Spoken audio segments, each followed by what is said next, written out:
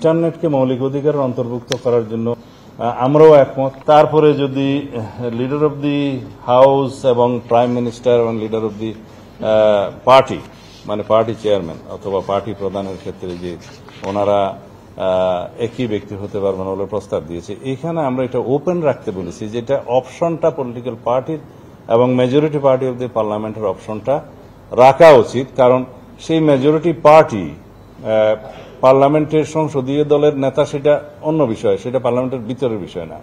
আর পার্টির যে চিফ, তিনি প্রাইম মিনিস্টার হতে পারবেন না, এই প্র্যাকটিসটা তো তেমন আমরা দেখি না। যেমন আমাদের যদি ওয়েস্টমিনিস্টার টাইপ অফ গভর্নমেন্টে দেখি, ব্রিটেনের আমরা এক্সপেরিয়েন্স দেখি, বর্তমান প্র্যাকটিস দেখি যে পার্টি চিফ প্রাইম মিনিস্টার হন।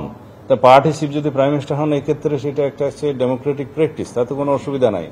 এবং সেটা পার্টির স্বাধীনতা এবং সংসদ সদস্যদের স্বাধীনতা, ডেমোক্রেটিক প্র্যাকটিসের স্বাধীনতা।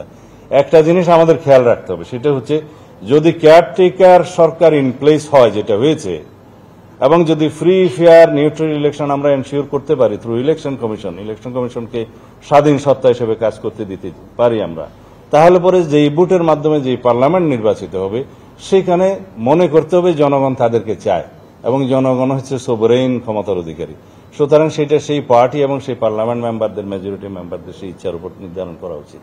আরেকটা প্রশ্ন এসছে যে লিডার অব দি হাউসকে সেম ব্যক্তি হবে। এখন আমরা বলছি যে মেজরিটি পার্টি যে পার্টির চিফকেই প্রধানমন্ত্রী করবে, সেটা আরেকজনকেও তো করতে পারে, সেটা অপশন থাকা উচিত।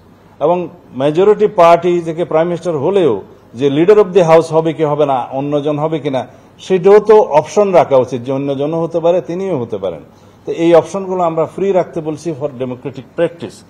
এখন আর অন্যান্য বিষয়ে যেমন উচ্চকক্ষের আসন সংখ্যা কত হবে, সদস্য সংখ্যা কত হবে, সেটা 100তে নির্ধারণের বিষয়ে আমরাও একমত হয়েছি, ওনারাও একমত হয়েছেন।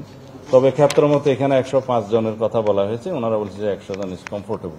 রাষ্ট্রপতিকে আর্টিকেল 48 দিয়েছিল, রাষ্ট্রপতির আর্টিকেল 48 সাবসেকশন 3 পরে একটা নতুন সেকশন আমরা ইনক্লুড করার জন্য আগে থেকে আমাদের প্রস্তাবে ছিল, যেটা বিএনপির পক্ষ থেকে ডিটেইল প্রস্তাব আমরা দিয়েছিলাম। তাতে সেখানে আমরা উল্লেখ করেছি যে একটা নতুন বিধান করা যাবে, যে রাষ্ট্রপতিকে কি কি বিষয়ে ক্ষমতায়িত করে আইন প্রণয়ন করা যায়, সেই সমস্ত বিষয় এবং নির্ধারিত কিছু বিষয় এবং নিয়োগের বিষয়ে আমরা একমত হয়েছি, যেগুলো নতুন আইন প্রণয়ন করে সংসদে প্রণীত করা যাবে।